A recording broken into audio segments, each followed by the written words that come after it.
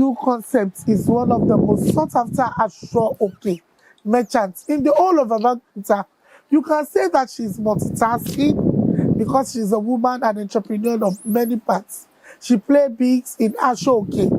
Virtually all the kings, the queens, and top socialites in Egba patronize her. Though she's based in Abeokuta, her brand cuts across bands as even those abroad source the Aso-Oke from her.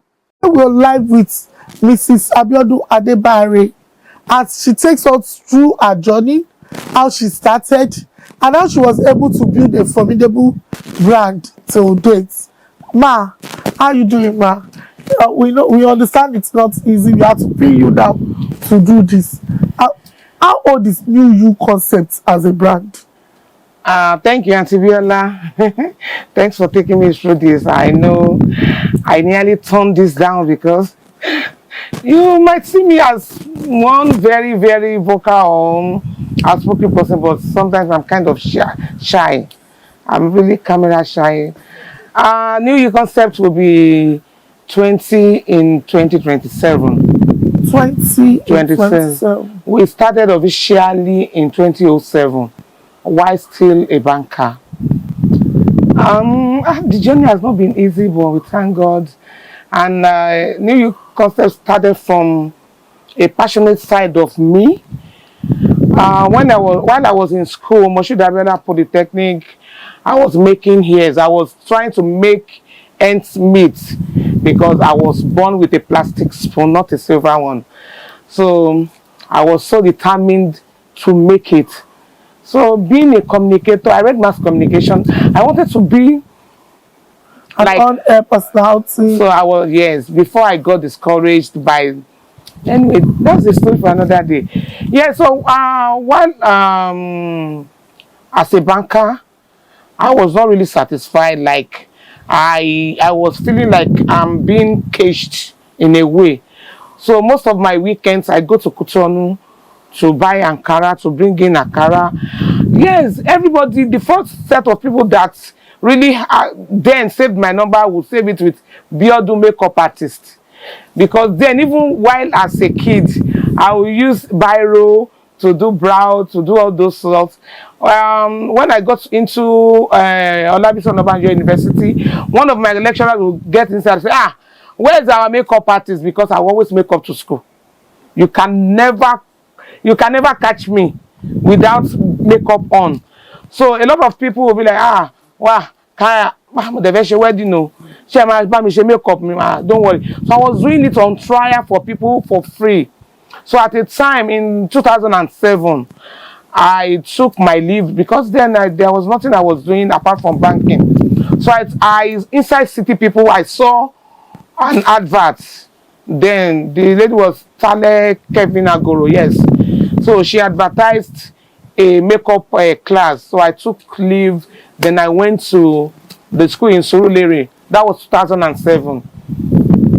So that was when I started professionally for makeup. So while going for my makeup job, I would take all these accessories that, most times when I get to the event, the bride, they are Aso-Oke. Sometimes, then there was no paparazzi or anything. So I would just so sometimes I would just remove my earring and say, Auntie, share in mind, give me earring so that difference man they want be okay, I won't mind, okay. So gradually I started having interest nínú Aso-Oke pé tí bá ti ṣe bride mi tó bá fine, tí Aso-Oke ò bá fine, So gbà tí mo máa bẹ̀rẹ̀ Aso-Oke gangan, one of my brides ngbà yẹn wọ́n ní accident, so she couldn't do anything. And I called her. I said, ẹ má worry, mo lè bá yín plan event yín. Since ó yẹ pé eléyìí ti ṣẹlẹ̀ dẹ̀ fẹ́ postpone wedding yìí, ṣé mo lè bá yín plan ẹ má worry, then it was not about money. Everything was just passion. She now said, okay, Emma Bongba. I went there, we sat down. Because of my experience over the years, I'm a self-trained event planner. I didn't plan under anyone. Because of the events I witnessed over the years, because anytime I do my makeup, I stay all through the event to help the bride one way or the other. Okay, so that way, then being an Ijebu girl, olójú ọmọ Ìjẹ̀bú tó bá gbé ńlé tó dàgbà ńlé tí ò ní mọ̀ nípa events. So that was how that started. And my first ever all-round event planning was 2008. It was for Kayode Ero. We call him Kayode Ero. His wife was working with Glow then. So she did not come here, Auntie Abiodun, please, wow, so that was my first in Lagos, everything from A to Z. And that was how I entered. And Facebook really helped me a lot because I was working from home and from my office. I was doing makeup, I was making beads, I was doing catering, and most of the end of the year party of all the banks in Abeokuta, some, don't let me say all, some of the banks in Abeokuta, their end of the year party, I mean, I plan everything. And so most of my weekends then I would go to Cotonou, my Laura Ankara, my customer to buy the one who Ankara, you're there fine, you're buying designing. So I don't sew, but I can design. I design a lot, and I didn't buy design. So that was how I started. And why at the bank I was into makeup, catering, beading, personal styling, personal shopping. Then a lot of people there, no matter where gold anymore. No matter what, no back and I don't like you gold. You take on one, go to gold. It's just on me, no gold. So you know, I share it, but I get it. So that way, I went into jewelry as well. But see, that until today, that is me. If you see anything on me, I will tell you, I can get it for you. So that is how the personal shopper side of me came to forth. So another thing, you are a serious entrepreneur. Initially for makeup and eventually you settled for Aso-Oke. Why Aso-Oke? Why not jewelry as discussed? Why not makeup? Why Aso-Oke? Gbogbo àná la máa ń gbàdúrà pé kọ́lọ̀ fi wá mọ̀nà. Nínú my family, both mother and father side, have asked kò síyàn tó ń ṣe iṣẹ́ Aso-Oke yìí àtọ̀. Tó mo lè wo pé àwọn kan máa sọ pé àbọ̀ bá ń lé ni ìyá mi ni ìyá bàbá mi ni. Then I was doing ọ̀nà kan wọjà. Then because inú ọjà ni mo gbé dàgbà, a lot of things ni èèyàn kan máa ń tà. But tó bá ti jẹ lọ́wọ́ jù làwọn èèyàn máa fi ń mọ̀ wọ́n. So you know, the makeup side of me was really blooming and blossoming then. But a particular governor came, the wife did free makeup for 250 people in Abeokuta. So every household then had a makeup artist. So I was like, ko what more? So gradually I started dropping it. Then when nínú ọ̀rọ̀ Aso-Oke, so I deliberately or intentionally designed a niche.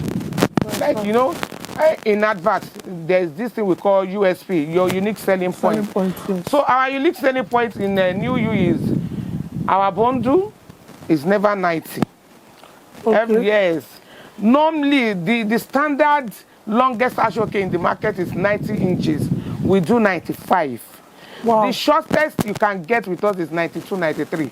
Even after joining it, you still get 92. And then the width is always 7. It's always 7 inches. And here, it's 7 inches. So, and then I don't do, before I used to do it, so I dropped it. I no longer do single net. We do it double. Single net. Single, I mean, over disposable. If it ever is so, when you drop it, the next time you want to use it, you see that it's a wrinkle. But our own Aso-Oke, when you tie it and you drop it, even without folding it back, the next time you want to use it, remember, but you must sew the last time. Because what matter for is straighten out. Then, disposable. You can use it for several years, and nǹkan tí ọmọ lè jogún lọ́wọ́ èèyàn ni. Ní àwọn Aso-Oke wa nǹkan tí ọmọ lè jogún lọ́wọ́ èèyàn ni. You never see, even our weavers, they can pay funny and do less quality. We will not give it to our customers. Wow. It's better we disappoint and tell them this is the situation than give them a bad job. Yes, this is 94. Wow. This is 94. And others own are always 90. Yes, so that's what you get in the market. So that way, Wow. everybody, most people that patronize us are like, new you, mo fẹ́ ṣe party, ọmọ mi fẹ́ wed o, ti ẹ bèrè bí mo ṣe mọ̀ yín, I say, ẹ má bínú ma, mo ti mọ̀ pé true referral.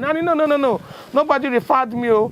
I went to check all my Aso-Oke, and the best ones I picked out has your label on and it. It has real you. Like, so we usually have our label on each on Aso-Oke. every Aso-Oke.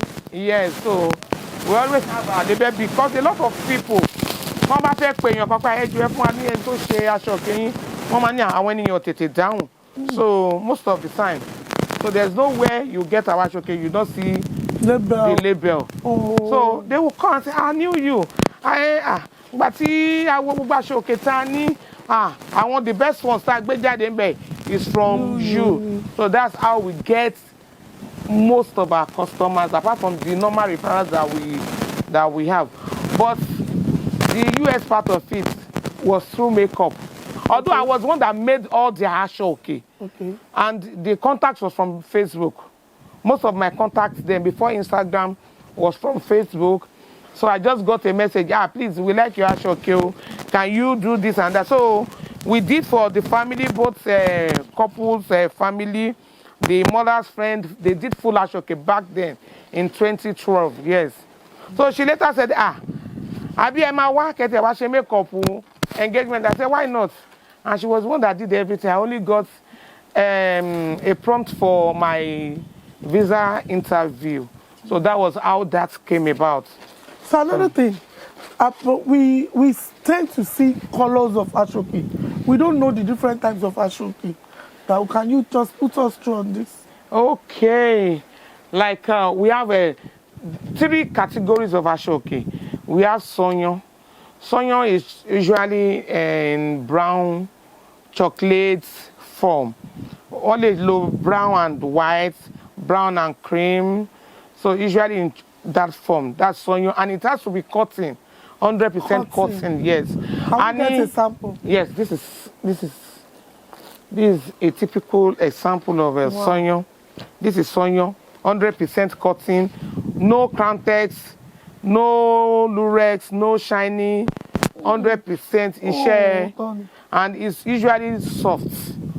It doesn't, most people, why they like this, and most elderly people, touch like any, you can tie this for 24 hours. Cooking tie on the tea, cooking irritates skin. Okay. Because aṣọ ni cotton. Alárì ni bàbá aṣọ. Èwo làlárì ńbẹ̀? Alárì yẹn lẹ máa ń rí lára àwọn ará Oǹdó yẹn jù. Ó bí red and black. Ó lè jẹ́ red and black, ó lè jẹ́ red and cream, ó lè jẹ́ wine with any color, ó lè jẹ́ burgundy. Okay. So the family of red burgundy wine ni Alárì, wọ́n lè mix it with anything. So color Alárì gangan lélẹ̀. Wo onjawu form lélẹ̀, half inch. Oríṣiríṣi ẹ̀ ló wà.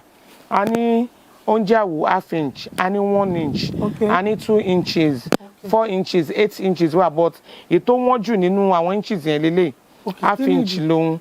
Because ó máa take time láti parí. Àwọn tó ń tó bá lò 3 days lórí ẹyọ̀kan eléyìí, láàrin 3 days yẹn àwọn tó bá ṣe 4 inches wọ́n lè ti ṣe méjì, wọ́n lè ti ṣe mẹ́ta. So òun máa hán torí wọn ní gba owó tó máa fi ṣe 4 inches yẹn lọ́wọ́ wa fún eléyìí. Then the time from the holes, nǹkan tá a ṣe ń pè ní half inch yẹn, the space between the holes ni àwọn inches yẹn. So time tó máa fi ṣe hole eléyìí tó máa fi padà bọ̀ sí eléyìí, ó máa ń take time. Tó bá jẹ́ plain ni, èyí tó fi wà lórí eléyìí yẹn, lórí ẹyọ̀kan eléyìí wọ́n á ti ṣe plain bíi 4. So òun ló wọ́n jù nínú wọn. Lẹ́yìn Alárì irú Aso-Oke wo ló ti wà? Ó tún kó ẹ̀tù o, Sonyo, Alárì, ẹ̀tù. Ìjọ olórin tí wọ́n fi kí ẹ̀tù náà. Alárì ní bàbá aṣọ. Àti bẹ́ẹ̀ la máa kó bá mi lórí ọ̀rọ̀. Ẹ jẹ́ ká wo ẹ̀tù. Ṣé cotton ni ẹ̀tù náà? Gbogbo àwọn aṣọ tá à ń sọ yìí cotton ni wọ́n. Ẹ̀tù, Alárì, Sonyo. So ẹ̀tù family of blue ni. Ó lè jẹ́ navy and sky. Ó lè jẹ́ navy and royal. Ó lè jẹ́ royal and powder blue. But family, bí Alárì ṣe jẹ́ family of red. This Sonyo jẹ́ family of brown. Ẹ̀tù is family of blue. Bẹ́ẹ̀ni. So kí lorúkọ Aso-Oke lè? Àwọn eléyìí sìn supernet là ń pè wọ́n.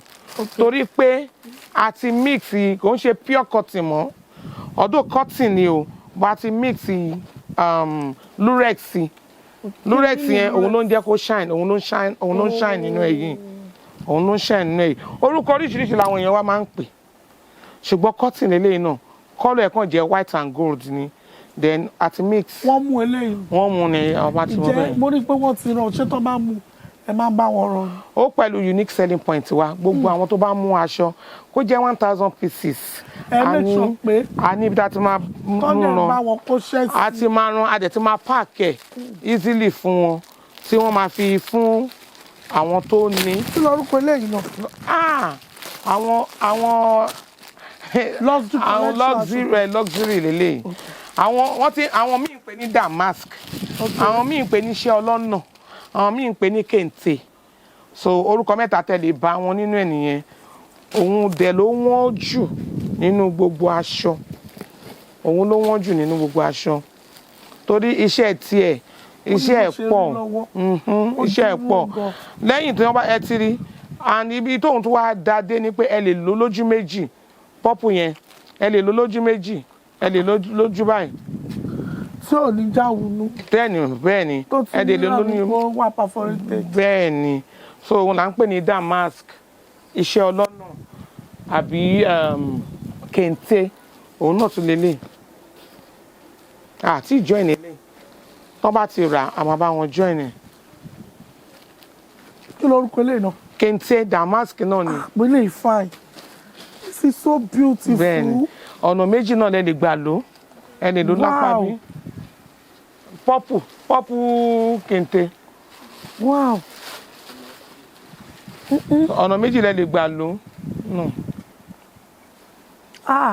so àwọn eléyìí ó dàbí pé kò kí ń ṣe àwọn ìta máa ń rí níta. rárá ẹ̀ẹ̀kan lè déédéé rí irú eléyìí ṣe àwọn aṣọ ńlá náà máa ń rà lẹ́jù àwọn aṣọ ńlá then gbogbo ìyàwó fún rẹ̀ fẹ́ lò ìyàwó fún rẹ̀ fẹ́ lò ìyá ìyàwó. kò ṣe aṣọ tó ń fi bẹ́ẹ̀ mú ní aṣọ ẹbí ìdílé tó bá máa mú eléyìí wọ́n á jẹun yó. ẹ lè bá lórí igbá ẹ lè bá torí gbà tí wọ́n fẹ́ ṣe lè wọ́n send lace tó mú so inú àwọn design lace tó bá mú yẹn láti máa ń mú àwọn colour àti design nígbà míì ẹlòmíì tí lace ẹ bá jẹ́ bóyá bíi circular design ó lè ní ẹ jẹ́ ká ṣe another shape kó má jẹ́ circular so irú eléyìí ṣe àdúró kọ́ mú aṣọ lẹ fi wú gbàtọ́ mú aṣọ wọn torí ẹ̀ ló ṣe ń jábẹ́ òun. bẹ́ẹ̀ ni so eléyìí sì kò sí orí ọjà tán lè wá dé tí wọ́n bá ń bẹ̀ àfi tó bá yẹ pé wọ́n ṣẹ̀ wá rí ń ta tí wọ́n ṣẹ̀ bẹ̀ sí ní lọ ṣe lẹ́yìn pàtó so bó dẹ̀ ṣe wà yẹn ọ̀nà méjì ni wọ́n lè lò báyìí wọ́n lè lò báyìí wọ́n lè lò òun then gbọ́ngàn tí mo tún wá fẹ́ béèrè irú eléyìí. ẹ̀tù náà lélẹ́yìí náà family ẹ̀tù ni bọ̀ òun tẹ́ bá wo àwọn kábíyèsí yẹn láyé àtijọ́ nínú àwọn fíìmù tá a máa ń wò yẹn ẹ máa ní tó máa wọ aṣọ tó máa ní ṣáínṣáín tó máa pọ̀ ìyẹn ṣáínṣáín yẹn là ń pè ní lurex ìyẹn lélẹ́yìí so òun ní ṣáínṣáín tó pọ̀. nǹkan kan tí mo tún wá rí kì í ṣe Aso-Oke ti gbàràdá oríṣiríṣi nǹkan ni wọ́n ti fi ń ṣe wọ́n fi ń rán ṣòkòtò ẹlòmíì fi ń rán jákẹ́ẹ̀tì wọ́n fi ń rán dàṣíkí wọ́n fi ìjẹ́ kínní yìí ó ní part lára sales Aso-Oke these days. In fact ó fi ìyà jẹ àwa Aso-Oke tó pọ̀ gan-an. kí ló dé. lóòótọ́ inú wa dùn o láti máa rí i pé àwọn èèyàn ti embrace ẹ̀ láti wọ̀ dé tó ti jẹ́ day to day wears but n tó wá ṣẹlẹ̀ ni wípé a lot of these weavers iṣẹ́ weaving ni ó ń ṣe iṣẹ́ tí everybody kàn lè sọ pé mo fẹ́ kọ́ iṣẹ́ tán bá ń lé ni so most of these weavers demand yẹn ti wá weigh wọn down ó ti wá sọ wọ́n donírọ́ tẹ bá gbéṣẹ́ fún wọn sìn tẹ rò pé wọ́n bẹ̀rẹ̀ lójú yín tẹ bá ti yẹ̀yìn padà wọ́n tuntun bọ́ síbòmí wọ́n ti ń ṣe iṣẹ́ ẹlòmíì èmi inú wọn gan ti kó kúrò nílé tó ń gbé ó ti lọ kó sábẹ́ àwọn tó ṣe ń fi Aso-Oke rán aṣọ àwọn gangan ló wá ń jẹ́ wọ́n because wọ́n ti mọ̀ pé òkè lórí bọ́ńdù kan o tó bá jẹ́ pé 5,000 mo ti fẹ́ weave bọ́ńdù kan wọ́n á sọ fún àwọn tó ń ran yẹn pé 10,000 gbà táwọn èèyàn mọ nǹkan tó wà ń bẹ̀ tẹ́lẹ̀ wọ́n á san fún wọn so that way bẹ́ẹ̀ ni so that way ó jẹ́ kí iṣẹ́ yín slow kan tó ṣiṣẹ́ tí yín tán. ó drop iṣẹ́ yẹn drop gan utility wọn náà ó wà affected. ẹ mo rí pé eléyìí pọ̀ bẹ́ẹ̀ni èyí náà pọ̀ ìjẹ́ wọ́n mú ni ẹ máa ń ṣaṣọ-òkè ní múmú. Most of iṣẹ́ wa iṣẹ́ mímú ni iṣẹ́ àbẹ̀hún ni most tẹ bá rí àwọn tá a fi sílẹ̀ ń bíbá yín sìn bóyá bọ́n ṣe ṣe yìí a ṣe extra okùn mẹ́ta àátò sílẹ̀ torí àwọn tó bá wọlé bóyá ilé a ṣe extra mẹ́wàá àátò síbẹ̀ torí ń gbà míì bẹ́ẹ̀ yẹn wọ́n máa tún pè pé mo ti rò pé 300 lè rò mí o ó ti wá di 400 so máa ń jẹ́ ká ní extra nílẹ̀ òun ni àwa máa ń tó yẹn. Aso-Oke yìí máa rẹwà púpọ̀ o. bẹ́ẹ̀ni kente ẹ lè fi rán ìró àti bùbá ẹ lè fi rán gáùn ẹ lè fi ṣe ṣòkòtò wọ́n fi ń ṣèrò àti bùbá. ẹ lè fi ṣe ṣòkòtò kò sí nǹkan tẹ́ lè fi ṣe aṣọ ńlá dẹ̀ ni kò sígbà tẹ́ ẹ rí lò ìtọ́mọgán máa bá ní nínú wardrobe èèyàn ìtọ́mọ máa bá nínú wardrobe èèyàn. ẹni kọ́kọ́ tí mo rí ni pé iṣẹ́ Aso-Oke yìí ó dàbí pé ó fẹ́ẹ̀ jẹ yín lọ́wọ́ jù nínú gbogbo nǹkan tẹ́ ẹ̀ ṣe. bẹ́ẹ̀ ni bẹ́ẹ̀ ló ṣe rí ṣùgbọ́n àwọn iṣẹ́ mi wà náà tí kò fẹ́ jú síta tá à ń ṣe irú iṣẹ́ aṣọ mímú sìn nínú 2024 tá a bá mú aṣọ fún èèyàn bíi ẹbí 30 mi rò pé a máa ń pòsì tó 10 nínú ẹ̀. nǹkan tó ṣẹlẹ̀ ní wípé a lot of this aṣọ ẹbí àwọn míì wà tó jẹ́ pé wọn ò fẹ́ kọ́ ọmọ ibi tó ti mú aṣọ yẹn rárá torí àwọn èèyàn wọn á fẹ́ pè pé ẹ jọ èló láṣọ yìí èló láṣọ yìí ẹlòmíì dẹ̀ rèé kò fẹ́ kọ́ mọ̀ irú eléyìí sìn àwọn ẹ̀yà èmi náà wà lọ́jà ọ̀bọ ẹ̀ lè rí kọ́lọ̀ yìí ẹ̀ lè rí kọ́lọ̀ yìí ní ọjà rárá kò sí kọ́lọ̀ yìí lọ́jà. ọkùnrin ló fẹ́ wọ̀ yìí. ọkùnrin obìnrin dẹ̀ lè wọ̀ unisex ni. ìlú wo lẹ ti mú. unisex ni aṣọ yìí àwọn Korea ló ṣe lè àwọn Korea ló ṣe lè fún wa so unisex ni obìnrin lè lò ọkùnrin lè lò bẹ́ẹ̀ ni irú eléyìí náà ń sìn swiss yìí náà àbẹ̀wọ̀n ni. ẹ̀yin lẹ dídì.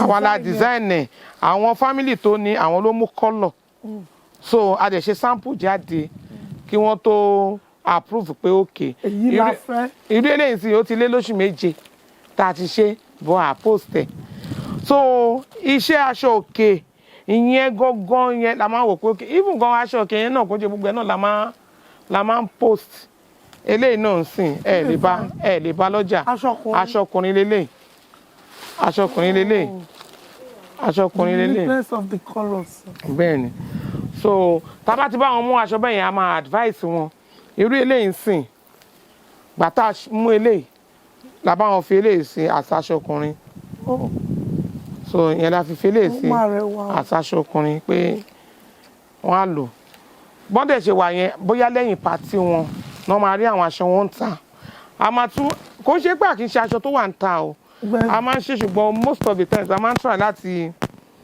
yí àwọn kankan padà ń bẹ̀ tó jẹ́ pé ó máa fi jẹ́ exclusive fún àwọn tó fẹ́ lò wọn ò ní rí lórí igbá ṣe mọ̀ pé àṣà wa nílẹ̀ Yorùbá tí a lot of us máa ń ṣe ni pé tó bá ti máa ṣe kan a fẹ́ mọ iye tó ń tà lọ́jà a fẹ́ mú lọ sọ́jà ṣùgbọ́n èyí tó pọ̀ jù nínú àwọn aṣọ wa tẹ́ bá dọ́jà ẹ̀ lè bá tẹ́ bá dé ọjà ẹ̀ lè bá and the quality is top notch the quality is top notch and kò ṣe ìtọ́ máa fi sínú omi tó máa dùn so. another thing ẹ̀yin tẹ́ ti ṣiṣẹ́ aago 9 títí dago 5 tẹ́lẹ̀ tẹ́ wá ṣiṣẹ́ ilé tó jẹ́ pé gbogbo àsìkò ló fẹ́ gbà tán any regret whatsoever.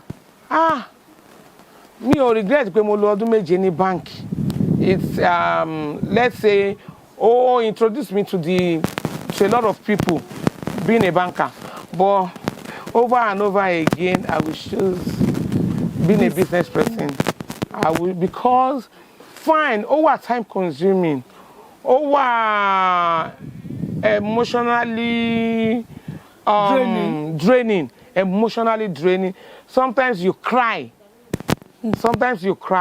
but you can really control your time you can decide to sleep and not wake up until 2 p.m. whatever happens when I wake up I will attend to it. You can sleep 4 a.m. in the morning. So but tó bá jẹ́ iṣẹ́ ìjọba ń gbà yẹn ọ̀gá mi ń gbà yẹn tó bá tiẹ̀ ti dé lágo 7 tó bá ti sign ẹ̀yin tẹ́ bá sign tẹ̀lé wọn. Wà nìyẹn. So being a business person is not something I can trade for anything. Gẹ́gẹ́ bí bá a ṣe máa ń fẹ́ bẹ̀rẹ̀ lọ́wọ́ ẹ̀yin tẹ́ ń ṣiṣẹ́ ọjà. Àwọn ọjà yìí ọjà ìṣẹ̀ǹbáyé ni. Bẹ́ẹ̀ni. Ọjà tó ti ń tà ti pẹ́. Àwọn kan believe pé téèyàn ò bá ní tó. Bẹ́ẹ̀ni. Nínú Jésù àti ní tibí èèyàn ò lè tà. Me, I am a living testimony. Wípé bí Ọlọ́run ti ń bẹ tẹ́mi ẹ̀ ń bẹ. Ọlá Jésù. Nínú caption mi ẹ̀yin kan máa ní ó máa ń ṣe bí holier than thou, ó ti máa ń ṣe bí ọmọ Jésù, ìyá Jésù jù. Lẹ́yìn Ọlọ́run tún ni. Lẹ́yìn Ọlọ́run tún ni. Kí ló ń pè Ọlọ́run náà sọ pé àníràdánwò àdọ́tán là ní kò ní jẹ́ kó ṣẹlẹ̀ tí wà lágbára Ọlọ́run. Upbringing téèyàn bá ní ó lójú kéèyàn tó lè derail nínú ẹ̀. Ìyá tó bí mi is a dickness and inú ìgbàgbọ́ la dàgbà sí. Wọ́n dẹ̀ jẹ́ kó yé mi tí mo dẹ̀ mọ̀ wípé lẹ́yìn Ọlọ́run ló ìtumọ̀ kù. Ẹni tó bá dẹ̀ sin nǹkan tí ò tọ́ Ọlọ́run ìyà tó máa jẹ́ gan-an Ọlọ́run gan ní dá sí mọ́ at the end of the day. Ṣé tí èèyàn bá ti bí kò sí ẹni tí wọ́n lè dánwò bọ́ àdọ́tán náà nílùú lágbára Ọlọ́run. Tó bá dẹ̀ ti lè máa sọ lójoojúmọ́ wípé ìwọ Ọlọ́run ìwà tí bá wù sí ọmọ nìkejì mi jẹ́ rí gbà nílọ́po méje. Tí mi ò bá ti ro ti yàn kan pé ó ń da má jẹ́ kó da mọ́. Ọlọ́run máa wà pẹ̀lú ẹni yẹn kò sí bó ṣe lè rí. So bá dẹ̀ ṣe wà yìí àfẹni tí ò bá mọ̀ ṣé ẹ ti rí àwọn nǹkan tẹ́ ń sọ yẹn àwọn tó fihàn ní adìyẹ ni tó ń gbé ewúrẹ́ wọ́n á gbé ewúrẹ́ wọ́n á gba màálù ẹ wá wo compare màálù. So kí ló téèyàn dúró tọ́ lọ́hùn. Wọ́n ní èmi ní orin bíi méjì nínú ìwé ìjọ àpòsílẹ̀ tí mo mọ̀ pé bíjì tilẹ̀ ń jà yí mi ká tó kù èmi nìkan ṣó láàrin àgbélébù wíwo tí ayọ̀ mi fẹ́rẹ̀ fò lọ bí bá ní Jésù nìkan ó máa dájì yẹn dúró. Gbogbo lọ́balọ́ba tó pọ̀ jù ní Ogun State ọwọ́ ní yóò lọ tí ra ṣe pé báwo lẹ ṣe ṣe. Ọlọ́run ni o gradually ni Ọlọ́run ni. Akọ̀mọ̀gbá kọ́ ń gbà mí pé ẹ wá ṣé ẹ lè kó àwọn sample yín wá sí palace báyìí lọ́la. Ìgbà tí bá débẹ̀ gan ló máa tó ẹni tó sọ̀rọ̀ yín nìyí. So láti bẹ̀ lọ. Ẹni sẹ́ ti lọ palace Aláké. Ọkọ mi ṣiṣẹ́ pẹ̀lú láti ibi iṣẹ́ wọn. Wọ́n gbé ọkọ mi lọ sí ọ̀dọ̀ bàbá Aláké. Wọ́n jọ wọ̀ pé bí ni. Wọ́n dẹ̀ lò 17 good years ńbẹ̀. So ìyẹn náà through nǹkan bẹ́ẹ̀ yẹn náà. Then mo dẹ̀ máa tún wá make sure wípé ṣé ẹgbẹ́ ṣe rí mi nígbà tí mo wà báńkì mi níjọ rẹ méjì lọ. But another thing tí mo kàn build fún ara mi tó dẹ̀ ṣiṣẹ́ fún mi tí is a secret anyway tó ṣiṣẹ́ fún mi tí a lot of people mọ̀ ní wípé àwọn èèyàn tó bá dé bí wọ́n ní new you àwa bá yín ra aṣọ ní kẹ́lẹ̀ wá pátì wa o torí a rí yín pé ẹ̀yin lẹ ṣe aṣọ lágbájá ẹ̀dẹ̀ lọ pátì yẹn. So mo máa make sure wípé mo set a certain amount in standard wípé ẹni tó bá ti lè ṣe irú iṣẹ́ báyìí lọ́wọ́ mi definitely mo ti mọ̀ wípé mo ti rí oyè báyìí mo gbọ́dọ̀ ná oyè báyìí padà sí ibẹ̀. So tó bá ti ní event tó bá ti jẹ́ ibi tí mo lè lọ mo máa lọ. That way inú àwọn ènìyàn gan máa dùn àwọn gbọ́dọ̀ máa sọ fáwọn èèyàn pé ẹni tó ṣaṣọ wa rèé o ẹni tó ibẹ̀ mo lè ní customer mẹ́ta tó dángájíá kúrò ẹni tó ṣaṣọ wa rèé ẹlòmíì ibẹ̀ náà máa ti gba nọ́mbà ẹlòmíì lè máa pè until after 5 years wípé rántí mi mo pàdé yín ní pati báyìí tẹ́ ẹ ṣaṣọ fọ́ọ̀rẹ́ mi àwọn ọmọ mi náà ti fẹ́ ṣe wedding o. So ìyẹn ló fi di pé ẹ mọ̀ èmi dẹ̀ rí abónireyọ̀ ni mí abólóde fẹ́ lójú ìdí mi ò dẹ̀ ń jókòó tí bá tún dé bẹ́ẹ̀ náà máa wò pé àwọn èèyàn tí mo mọ̀ lélẹ̀ whichever way tó bá fẹ́ fi yẹ̀ẹ́lẹ̀ fún ẹni tó ní event máa dìde sí wọn wípé lágbájá báyìí ẹ jẹ́ ká bá yín ṣe báyìí ẹ jẹ́ ká bá yín ṣe báyìí. So that way ṣé mo pé gbogbo nǹkan tí èèyàn bá ṣe kọ́ ló máa tẹ́ anybody lọ́rùn but a lot tí 80% bá ti like nǹkan tó ń ṣe mọ̀ pé ó ń wọ̀kì fún ẹni yẹn. So àwọn aṣọ yìí bẹ́ẹ̀ni ìgbà wo lẹ wá mú aṣọ mọ́ tó ráṣọ òkè lámọ̀ yìí sí àbí ẹ ti ń tà láti ilẹ̀ all together. Lace ti wà àti Ankara ti wà tí ẹ bá wo most àwọn tó mọ orí Facebook mi dáadáa tẹ bá wo orí Facebook ṣe pé ó máa ń ní memories mo yìí ní memories mo máa ń repost àṣà 2010 2009 2011 mo dẹ̀ ní àwọn clients tó jẹ́ pé aṣọ ẹbí wọn àtàǹkárá àti lace àtàṣọ ọkùnrin tó jẹ́ pàwọ́ la mú gbà yẹn lórí but nǹkan tó máa ń ṣẹlẹ̀ ni wípé posting tẹ́ bá kọ́ rí mi lọ́jọ́ mi lórí Instagram mo lè post lẹ́ẹ̀mẹ́fà ọ̀sẹ̀ méjì mo lè má tún dé bẹ́ẹ̀ mọ́ posting yẹn náà ń gbà mí ó máa ń wà draining at times because cut and join ibi tí a ti ṣe cut and join lọ Instagram lè sọ fún mi pé video cannot be posted now post retry later ìgbà tẹ́ bá máa retry fọjọ́ méjì a kàn cancel ẹ̀ ni so ìyẹn ò jẹ́ kí n tiẹ̀ kò jẹ́ kí n wà encourage láti sọ pé mò ń post. ṣé rí àwọn èèyàn tó máa ń wo péjì yìí gẹ́gẹ́ bíi pé number 1 ní lábẹ́kúta tó bá wò yìí níbi Aso-Oke tó wá wò pé àwọn náà wọ́n dẹ̀ kàwé bí ti irú ẹ̀yin náà graduate OU bẹ́ẹ̀ ni Ọlábísí Ọ̀nàbànjọ University. tó bá wò pé àwọn fẹ́ tàbí yín kí ló advice tẹ máa fún wọn. ṣé ti rí over the years mo ti ní àwọn èèyàn tó máa ń bi mí pé Bíọ́dún mo lóye báyìí lọ́wọ́ business wo ni mo lè ṣe mo wá ń jẹ́ kó mọ̀ wípé kò ń ṣe nǹkan tó lè kọ́ èèyàn nǹkan tí ó bá wà nínú èèyàn òun lèèyàn lè sọ síta irú kíní náà mi ò mọ̀ tó máa di òun mo kàn kó ọwọ́ sínú gbogbo ẹ̀ ni pé àjẹ́ ń bọ́ sí eléyìí jẹ́ ń ṣe eléyìí èyí tó bá ti tó mi jẹ tó yó mi ni màá dúró tì mo kàn máa ń sọ fún a lot of people ni pé kí lẹ like tó jẹ́ pé tẹ bá ń ṣe tẹ bá tiẹ̀ short nínú ẹ̀ kí lẹ like tó jẹ́ pé tẹ bá ń ṣe tẹ bá tiẹ̀ short nínú ẹ̀ kò ní dùn yín irú ìgbà tí mò ń ta jewelry nsìn mi ò kí ń dúró sórí èrè jewelry èmi ni mo ń lo èrè ẹ̀tàn mo lè wọ kan débi iṣẹ́ tí má tún lè kàn máa kàn ní máa pe manager mi Lọ́ládé wo jewelry yóò má dàbò fún yẹn àti bẹ́ẹ̀ tí wọ kan wà mà ní rárá á ní gbogbo èrè lẹ́fẹ́ lòótọ́ yìí inú mi ń dùn ni ìgbà mi tá bá lọ rajà báyìí mo lè tó jewelry 6 síbí tá bá wọnú mọ́tò àwọn èèyàn á wò pé àǹtí ẹjọ́ ṣé kò sí máa tó ríǹgì bíi 5 sọ́wọ́ báyìí ọwọ́ mi báyìí náà ti máa ń rà gbà tí mo wà ní bank jewelry tí bá lò lọ síbi iṣẹ́ láàárọ̀ kò ń bá mi délé torí wọ́n máa ti rà á so irú ibẹ̀ yẹn lè má ti wò pé inú mi dùn sí nǹkan tí mo ń ṣe tẹ́ bá tiẹ̀ short nínú ẹ̀ ní ríro. ìdùnnú yẹn máa cover ẹ̀. The passionate side of you will not make you regret pé mo ṣe venture into this kind of business so kẹrẹ bí èmi tí mo ṣe wà yìí gbogbo aṣọ tí n bá rí ló máa ń dà pé kí n máa wọ̀ lójoojúmọ́ gbogbo aṣọ tó bá ti délé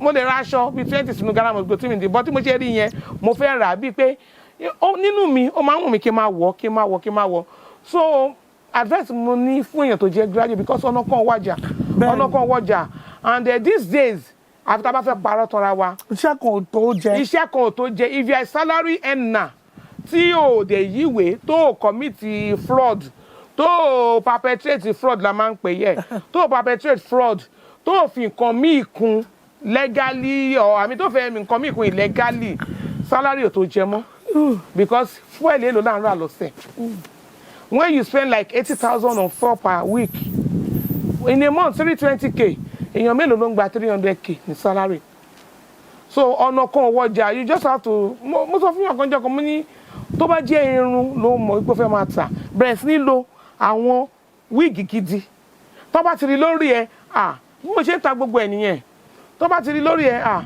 mo máa láìkí wíìgì yẹn èmi ni mò ń tà 150 ni mo tà tó bá máa sọ fún yàn mẹ́wàá èèyàn méjì patronize ẹ̀ kẹrẹ ìdí bá tún sọ fún yẹn máa rẹ́rìn o mo jẹ́ wáyé mo ń gba bàtà ọkùnrin láti France mi kí n pòsè ẹ̀ rírí bẹ́ẹ̀ ni mo ń gba bàtà ọkùnrin láti France dáadáa tó yẹ pé wọ́n tiẹ̀ ti máa bá mi brand ẹ̀ ní new you concept pẹ̀lú pálí máa pòsè bẹ́ẹ̀ ni o ìjọ mi báyìí mo lè post 30 lọ sórí WhatsApp kí n tó post 30 báyìí mo ti tà tán so a lot of those things a lot of báwo lẹ ṣe ń iṣẹ́ yìí ń gbà síkò àwọn ẹgbẹ́ tó jọ́ ọmọ orí ìrìn tó pé ìrìn là ń rìn ó máa ń rẹ̀ wá.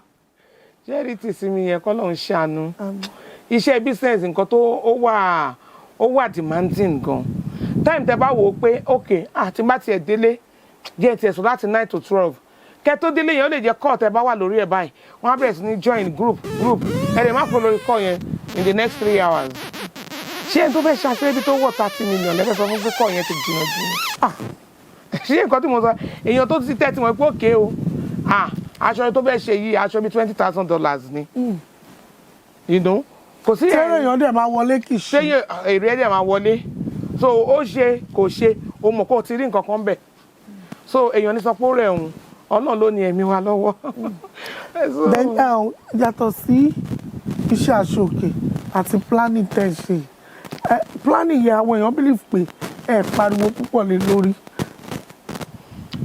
Òótọ́ ni a lot of people gan ló máa ń pè mí pé Abiodun kí ló dé iṣẹ́ nínú ọdún yìí sí àti plan iṣẹ́ 3 tí mi ti post ẹyọ kan kí ni yẹn bí mo sọ tẹ́lẹ̀ mo ní PA kan tẹ́lẹ̀ tó mọ gbogbo owó nǹkan bẹ́ẹ̀ yẹn ó mọ bó ṣe máa ṣe content creator bọ̀ kò sí bímọ tẹ́ bá máa jókòó tẹ́ bá máa sọ pé ẹ fẹ́ ṣe nǹkan kan ó ti máa rẹra ó lè jẹ́ gbà ní Aso-Oke máa pè ó lè jẹ́ gbà ní àwọn aláṣọ ẹbí máa pè ó lè jẹ́ gbà ní àwọn tẹ́ ẹ̀ ń bá plan another event máa pè ìgbà míì mò ń lọ sí Èkó lọ ṣe meeting fún planning kò ń ṣe vendor meeting o pẹ̀lú the family so but ní last year mo open page events by New You Concept mo open ẹ̀ ní last year yẹn fún planning so mo kàn dé wípé wo wọ́n ní tí ṣe èèyàn bá tún ta náà kó fọwọ́ bò jẹ èèyàn gbọ́dọ̀ fẹ́ ìdí ẹ̀ títa jù jẹ́ kọ́pẹ́ lálágbé silently máa make owó ẹ̀ lọ legitly so tí bá ní gbogbo nǹkan tí mò ń ṣe ní kí n máa post èmi ọlọ́jẹ́ kẹ́mi èèyàn gbé. but tẹ bá ní kẹ́ ẹ wo how fulfilled are you. Business wise I am kọ́lọ́n jẹ́ ká pẹ́ kẹ́mi gùn nínú àlàáfíà ká má fi kékeré sáré oríkì ká má fi kékeré sáré oríkì kí iṣẹ́ yìí pẹ́ I cannot trade this business for anything. For a 9 to 5 job. No. That is not even negotiable. I cannot even mi ò lè ṣe yes ma yes sir. À ń ṣe máa customer o ọmọ 2023 gan okay aunty okay má bínú mà but wípé mo wá sáré jí 7 mo ti pẹ́ débi iṣẹ́ wá jókòó bí ìgbà tí mo ṣiṣẹ́ báńkì yẹn the stress was much. Ìgbà mi gan it is well bó a dúpẹ́ because ẹsẹ̀ tí yẹn bá kọ́kọ́ gbé síta bọ́lọ́hún gbògo Ọlọ́run gba ògo mi regret ẹ̀ at least àti wà nínú ẹ̀sẹ̀ láti 2007 first planning successful planning mi was 2008 mi dey regret ẹ̀. The year after. Bẹ́ẹ̀ ni ayé ìgbà yẹn báyìí city people gbà tó yá àwọn mi tí mọ city people ń gbà yẹn àwọn rò pé mo mọ kò ṣẹyẹ Kẹ́hìndé ni. Wow. Because almost on monthly basis. lọ́ máa ń gbé ṣẹ́yìn. Kíní kan báńkà in Abẹ́òkúta ẹ̀rí wa ń bẹ̀ kíní kan most sought after makeup artist ẹ̀rí wa ń bẹ̀ Aso-Oke kíní kan ṣe mọ̀ bọ́ gbogbo ẹ̀ ògo ni fọ́lọ́run nínú gbogbo tí èèyàn bá dẹ̀ ṣe láyé yìí tí ó bá ti ní ìsinmi nínú ọpẹ́ ní gbogbo iṣẹ́ tí ìwọ̀n tí èèyàn bá fẹnu sọ síta nínú èèyàn kó ṣáà máa dúpẹ́ lọ́wọ́ Ọlọ́run pé ó múyàn mọ̀nà Ọlọ́run máa gbéyàn ga lẹ́nu iṣẹ́ yẹn. Torí pé wọ́n máa sọ pé ọ̀pọ̀rọ̀ òkà gbọ̀n mo ti rí oríṣiríṣi Aso-Oke tó wà ní ìsìn ìjọ nídìí tí àwọn kan tó fi máa ń wọ àwọn kan ó nídìí tí ó láwọn míì tó kì í wọ̀ lóde mi mo ti gbọ́ rí pé àwọn kan wà ó ní èyí tẹ̀ pé ní black and red yẹn dárúkọ ẹlẹ́kọ̀ọ́ yẹn tù ẹni pé àwọn Oǹdó nǹkan kan ló máa ó lóde tó máa ń wọ̀ fún. Àwọn Oǹdó wọn ń wọ̀ fún òde ìyàwó ó kàn jẹ́ pé àwọn Oǹdó culture wọn ni identity wọn ni ẹ lè rí kí Oǹdó wọ aṣọ yẹ́lò wọ́n máa gbé àlárí wọn wọ́n máa gbélé kí Oǹdó wọ aṣọ black kí Oǹdó wọ Aso-Oke míì tó jẹ́ àwọn tá a ṣe ń ṣe tó jẹ́ tìgbàlódé yìí ẹ máa rí àlárí ayé àtijọ́ yẹn wọ́n máa gbélé so it's a thing of a kind of identity for them. tó bá tiẹ̀ máa ṣe gbọ́dọ̀ máa gbá ní ṣé ẹ mọ kí ni wa yẹn wọ́n máa ń ní torí òun tún ní ó tún yàtọ̀ bákan sí gbogbo àwọn ilé bẹ́ẹ̀ ni. Inú mi dùn láti bá yín sọ̀rọ̀ ẹ ṣé gan ni ẹ̀dẹ̀ bí èèlò lẹ fi bẹ̀rẹ̀ iṣẹ́ yìí nígbà tẹ́ bẹ̀rẹ̀ torí ibi kún ọ. Ọlọ́run tá a bá máa sọ òótọ́ ọ̀rọ̀ tí bá sọ wípé mo lè sọ pàtó wípé mi ì fi $1 million bẹ̀rẹ̀. Ládùúrà ọjà tó yìí. Bẹ́ẹ̀ ni mi ì fi $1 million bẹ̀rẹ̀ o ṣe òun ni nǹkan tó ń pè ní pé from nothing to something pẹ̀lú ògo Ọlọ́run téèyàn bá ti gbójú lọ́lọ́run tí ò gbójú lé nǹkan míì oríṣiríṣi nǹkan ló ń jẹ́ fún ní kálukú òbò èmi ọlá Ọlọ́run ọlá Olúwa ni and my story is from story to glory to an extent kò sí tí Ọlọ́run bá ṣe léènì tí ò tẹ́ mi lọ́rùn ẹni tí Ọlọ́run bá dẹ̀ ṣe ṣe àfikún ni so from wí pé okay o ẹ fẹ́ ṣiṣẹ́ 1 million ó yá ẹ kọ́kọ́ sọ 700 okay 700 yẹn náà èmi náà ní kó gbogbo ẹ̀ lẹ́tàn màá ní okay ìwọ tẹ́ fẹ́ ṣiṣẹ́ yìí ẹ máa 500 ṣiṣẹ́ lọ tá a bá ń ṣe lọ máa ẹ jọ iṣẹ́ mi tún wọlé ẹ̀yẹn náà ṣẹ́ mọ̀ ẹni tó ti fi 700 tẹ́lẹ̀ tó wẹ̀ kó 300 mọ́mí ẹ jọ iṣẹ́ yóò ní fẹ́ parí o mo need 200 mọ́ o so àwọn yẹn ní turnover à ń kójọ tá à ń rejọ tá à ń kójọ tá à ń rejọ tó fi di òun pẹ̀lú ògo Ọlọ́run then another one tún wà tí mo máa ń sọ ó ní mo ṣe máa ó ní Ọlọ́run ló ń ṣe o lára àwọn òyìnbó tó ń taṣọ fún wa yìí náà ni wọ́n ní àwọn èèyàn tó ń bá wọn gba náírà ní Nàìjíríà so tó bá ti di time tí wọ́n rí pé náírà yẹn ti pọ̀ àwọn fẹ́ gbà ní dọ́là so èèkan nínú wọn ló kọ́kọ́ bá mi sọ pé Abi can you get me dollar then I pay you in naira okay how much is exchange rate okay exchange rate is 1,000 okay you give me I give you 950 I pay you 1,000 you that way owó tún gbà bẹ̀yẹn wọlé so that way màá tún kàn sọ fún òyìnbó mi pé tó ẹ pé Nigeria account wọ́n fi ń gba owó wọn ẹ ti mọ̀ pé náírà ni okay I can get this amount of dollar for you ṣé wá rí gbogbo tá à ń sọ ìkó sí tọwọ́ mi kàn nínú méjèèjì àti dọ́là o àti náírà ọwọ́ mi kàn kankan